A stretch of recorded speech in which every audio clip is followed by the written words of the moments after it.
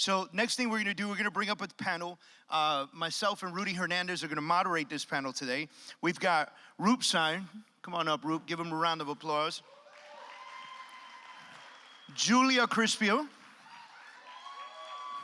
Oh, wow, say that again? Aaron Zucker and Tasha Chang. All right, this is my favorite part of the day, Dave, because we actually get to really engage and ask some real life questions. I mean, give it up for the speakers. I think they profoundly made an impact on what we wanted to get out of the way today. But we've got a slew of real estate professionals here that are going to really hopefully engage and give us some real live answers, right? So you want to start off with the first question, So Dave? if we could just very quickly, 30-second introduction of yourself, please do so. We'll start with you, Julia. Hi, everyone. My name is Julia Crispio. I'm an agent with Sirhan. Hello. So I work primarily in the luxury market on the Gold Coast of Long Island. And I got into the business about 4 years ago after being a corporate meeting and event planner for 17 years. So started with Sotheby's on Long Island and then worked my way over to Mr. Ryan Sirhan's. Awesome. And we're on Long Island, and That's that's great. pretty much it. Awesome. Yeah, that's my Mr. Roop? Yeah. Round of applause. Nice watch, Roop. Nice watch, by the way. I like it. There you go. My name is Roop Singh. I've been in the business for about 11 years. I started when I was 20. I'm 31 now. I was with Remax before, and now I'm a broker owner of my own brokerage, known as Iconic, out in Scarsdale, New York. I've sold over $100 million in real estate. We also have 250 agents here in Long Island under our other brokerage known as Property Professionals. I focus mostly on with investors and the luxury market as well, and we're here to change the industry and how real estate works. Awesome. Nice. My name is Tasha Chang. I've been a realtor for 15 years. I brought LPT Realty to the state of Texas. I'm a team lead, a mentor for the entire state. I'm also the incoming president for the Asian Real Estate Association of America, and I primarily work with developers and investors. I also do residential and luxury. Nice. Hey everyone, my name is Aaron Zucker, been in the business for 5 years. I work out of Great Neck, New York, which I call a bubble. Last year I sold 44 homes, got about 81 five-star reviews, and my goal is just to help as many people as possible. Phenomenal. Awesome. You keep the mic. Can you guys hear me okay? Yeah? All right, Yeah. I'm on. I'm still live. All right, so first question I want to ask you guys, because you each said something different. Luxury agent, broker owner, organizational leader out of Texas. She actually lives in Texas, flew in for this, and work with a lot of developers. You've been in the business 5 years out of what is it? Great Neck. Great Neck. And so I want to ask you each one very simple question. I believe in innovation. I believe in being different, standing out. What makes you stand out as a professional in this industry? Let's start with Julia. What makes me stand out? A lot of things. There's not just one key word for making myself stand out. I think it's important to be very authentic and show who you really are when you're working with clients, when you're working with just the day-to-day people. And I think that there's a lot of new technology out there. I focus a lot on social media, video marketing. I'm very big on that. That's why I moved over to where I am now. And it's been very successful for me. I do get a lot of business from it. It does showcase who I am, shows my personal life. I'm very open about that. And I'm also showing my business life as well, which is no nonsense. And I never take no for an answer. Awesome. So. Roop? There's a couple of things that make me stand out in the marketplace, and I would say from a lot of brokers in the industry. Number one, I've created a huge brand for myself off social media. I created a brand off my name and the sales that I've done. And helping individuals, helping other homeowners and sellers to understand, like, you know, they're selling one of their biggest assets and how they can trust someone like me to take care of that asset. So I think that through my 11 years of being in the business, I've learned patience. I've learned to be consistent. And that's what I'm teaching the brokers now that work under our branch, is that, you know, the industry is changing and that we should be up with the times, and like innovation is a huge thing. And if you're not with it now, then you'll be left behind. So Awesome. I think what sets me apart is I'm very aggressive. To me, like my daughter says, a no is an aggressive yes. You want me to now get the yes aggressively from you, and I will find a way. And so I always get whatever my goal is. And if my goal is to get top dollar for that house, I will find a way to do that. For me, I guess this is a more, I guess you can say this is a story back when I was very young. When I was young, my parents, they put me in a daycare, right? Daycare treated me horribly. They didn't change my diaper, they didn't feed me, they didn't take care of me. So my parents decided to open up their own daycare. And as I grew older, about 19, 20, 21 years old, I noticed that a lot of these people would take advantage of my parents. They wouldn't pay them on time, they wouldn't show up, they'd be rude. So I decided I wanted to get into business, and I wanted to do the right thing by people. Even if that means I lost a little bit of money, I look at one person as doing 5 transactions over the course of my career, and I want to make sure that I have that same level of service throughout the whole transaction, and even 5, 10 years later. And that's how I run my business. So. Excellent. Hey, Dave, I got a question for the panel. And I think it's a question that I think we're all, I'm not sure really, candidly, we've addressed today, but let's talk about the marketplace as it is right now. Is there any one of you on this stage that actually surpassed last year's numbers compared to year to date this year? All right, let's talk to Tasha, right? Because that's not the norm, I'm assuming, right? Is the assumption, Dave, and you're more of a real Yeah, estate the guy assumption than I am, is that this year was 2022, much tougher 2021, than last year. Better numbers than they were this year Yeah. currently. Tasha, how and why? The difference is I thrive in a low market. So right now, you have to adapt to every single market. And right now, it's really an investor's market.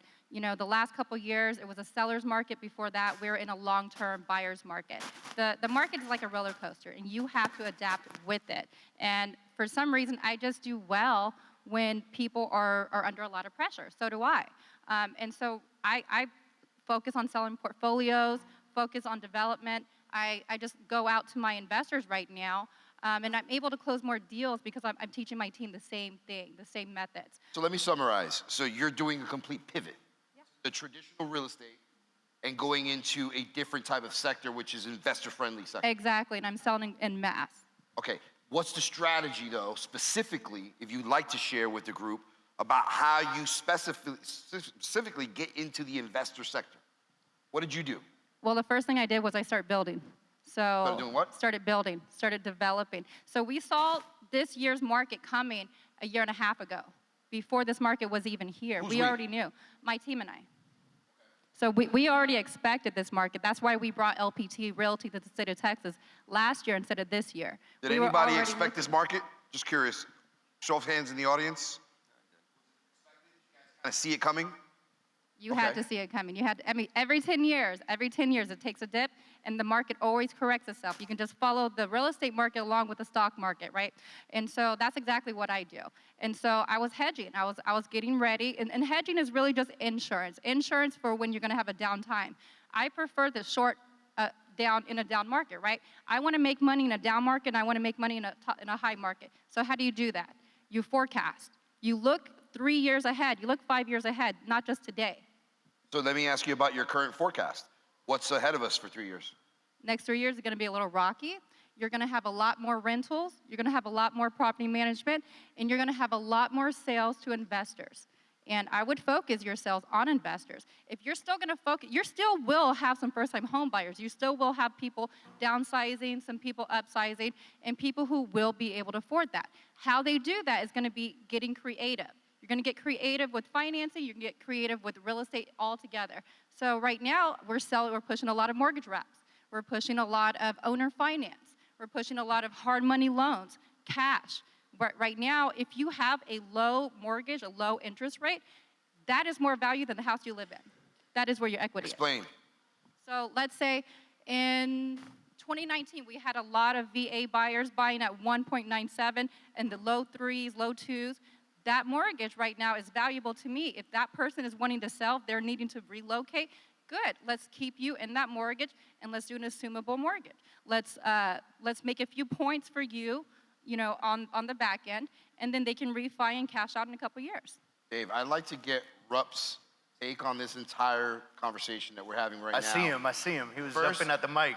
First, in regards to the marketplace, what your forecast is, and what your pivot situation looks like, So right now, if there is one.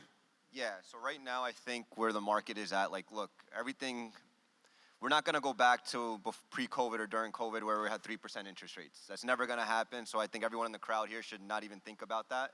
I think if we come back to the rates of being even 5%, 6%, I think the market's gonna drive back up. Currently, as you guys can see, right now prices are up, interest rates are up, right? When the rates come back down, prices are gonna continue going up. So with the way that my team and I, my entire company and I, the way we're pivoting our strategy is investors. Here in New York, you have to deal with smart investors that can afford, you don't marry the rate, you marry the payment. Right? And I'm telling that for first-time home buyers. I'm telling that for first-time investors. I'm a developer myself, in Westchester, New York. So I always tell everyone, marry the price. Marry the payment. Don't marry the rate. Because at the end of the day, if you can afford the payment currently, when the market goes back, when the market corrects itself and the rates start coming down, you refi, right? And you need to focus on the smarter investors. So right now, I'll give the crowd like a little hint or little tips. Is I've been focused on estate attorneys, divorce attorneys. I've been focused on trusts. I've been reaching out to banks, just letting them know who I am, title companies, because they get first hands, right? So like if anyone wants to make connection, we're with the best title company in the industry. So reach out to them. Give him a round of applause. So, they're gonna be Smart man right there. They're gonna be your go-to people, and make those relationships. Right now, it's a great time to build your network, because next year, by March, April, I think we're gonna see the market start to pick up, and there's gonna be a lot more home buyers coming out, a lot more investors coming out of the woodworks, and you wanna be the go-to person for them. So start making those relationships now, and the tips I just gave you guys, really, really work on them, because they've been working for me, and I've been doing this for 11 years. So, Lucian, let me ask you, they're coming from... Julia. Oh, I'm sorry, Julia. Oh my God, I'm sorry. So Julia, let me ask you, they're coming from a different perspective. Your perspective is that you work the luxury market. Yep. What's happening in the luxury market currently that is shifting, and how are you shifting with it? So I have a very diverse portfolio. So there's listings that I work on that are 700,000, and we're all the way up to 6-7 million.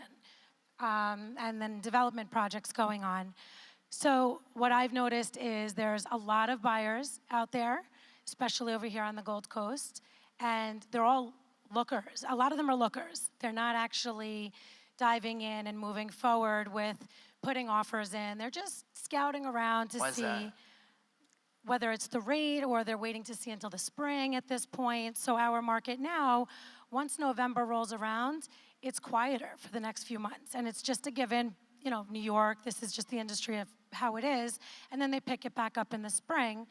So what I've noticed with a lot of my $2+ million homes that are on the market, we're pushing back now. We're taking them temporarily off the market and waiting until the spring to relist it again.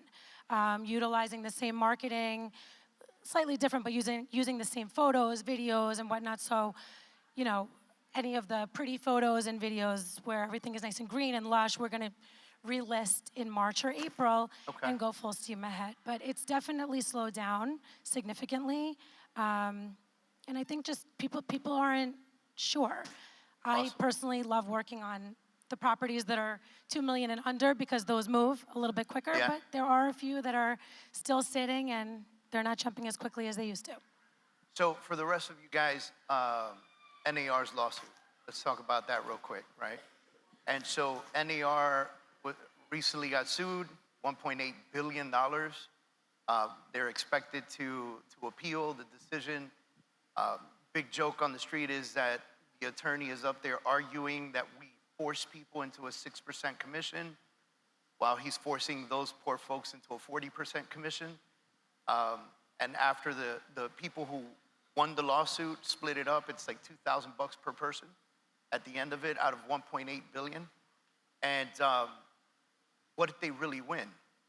And so my question to you guys is, if this continues to push forward and sellers start to say, I'm not gonna pay the buyer side of the commission, how are you gonna handle that? Aaron's chomping Yeah, at the bit. Aaron's chomping at the bit. So even before COVID, one, I was doing buyer consultations and seller consultations over Zoom. But secondly, I was charging a buyer's agent commission if I wasn't getting paid on the other side. As a realtor, you have to provide your value, right? If you're showing a client a property and the market value is $700,000 and you're saving them $50,000 or let's say $20,000 off the market value, not the listing price, and your commission is $10,000, you've saved them $10,000, right? So that's how I explain it. It's about how you present it to them. And that's what's helped me shift, and I think realtors need to learn how to do that in order to survive. Rob? Same thing as Aaron. I've always charged a buyer a commission fee. I've never believed in. I tell my agents the same thing. If you can't see value in yourself, then what are you selling? How are you helping that client? How are you putting yourself out there? And how are you different from every other agent, right? So I've always charged a buyer's commission between 2 to 3%. No matter what, if I'm on the listing side, if I take a 6% commission and I'm paying out 3%, I have to keep 3%.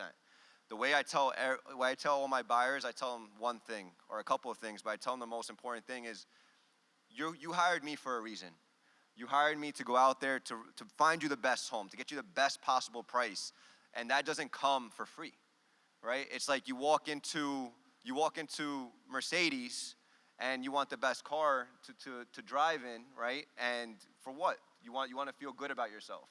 And I'm like the Lamborghini and Ferrari of real estate. There you go, baby. So if you want to work with me, this is what you're gonna have. I look for off-market properties. I cold call for you. I make sure you get the best deal, and that's my value. So I think that if you could sell yourself and you protect yourself as an agent, I think you're gonna do great. And I think that's gonna take out all the other agents that really can't do that, and there'll be less competition for you guys. Guys, I got a question from an audience member. Maylene.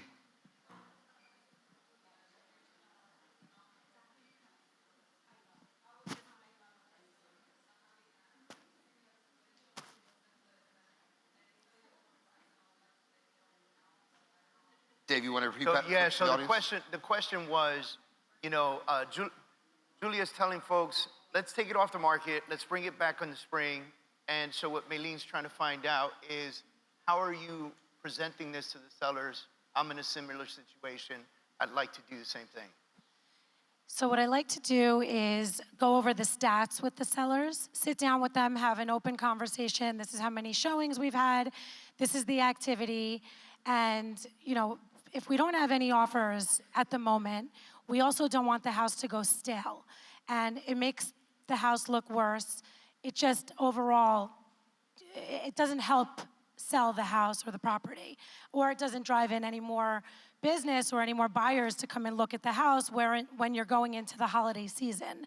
I think it's an open conversation that you should have with the sellers, that you are honest about all the activity and what's happening with their home and not sugarcoat it. There's nothing wrong, personally, in my opinion. I've done it before where I've taken things off the market and just revisited a few months later. And again, it's temporarily off, it's not canceled, and you just go back into it with a fresh marketing campaign in the spring and go full steam ahead in March or April. Awesome, guys. Listen, on behalf of Rudy and myself, I want to say thank you very much for doing this panel with us. A couple of you were nervous. I'm not going to say anything about anybody. But, very, very excited that you guys are up here with us and really providing some solid information. I'm really glad that we dug in to the whole NAR situation, because I know a lot of agents are afraid what the future will bring to them. And it's beautiful that you're up here as top producers saying, I've been doing this for the longest time. I want to say one thing about the NAR thing. So we have always had to fight for our commissions. So I really don't see much of a difference. Even though in New York, I realize you guys have always charged buyers. In Texas, it's normal for the listing agent or the sellers to pay the buyer's commission, right? But in order to get that listing, the listing agent has to first negotiate the commission up front. And what are they always wanting to do? 1%. So that 1% isn't going to pay 3% to the buyers and 3% to you. That's going to pay 1% total, right? So in the beginning, we've always had to negotiate that. This is going to put you to the test. Do you see value in yourself? And if you're able to negotiate your buyer's commission the same, then you do have value. You're selling yourself. You know, you never sell the house. You're always selling your skills. So just remember that moving forward. Thank you. All right. Give these folks a round of applause, All right, please. thank you. Thank you.